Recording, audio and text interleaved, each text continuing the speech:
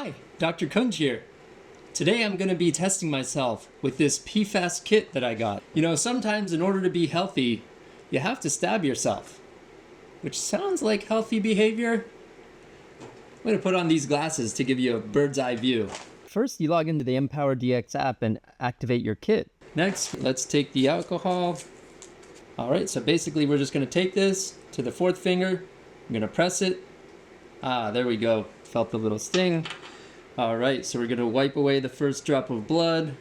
We did that. Now let's take this sampling device. It sometimes helps to milk the finger.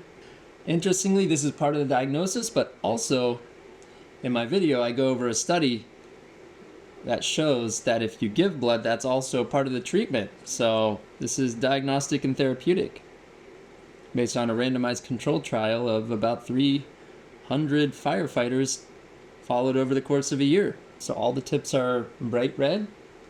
Just going to apply the name tag, insert this silver specimen bag into this white shipping label, and we're done. Off you go, and we'll find out in a couple weeks whether or not I have PFAS. A couple weeks is a little bit of a long time. Kind of wish it was PFASter.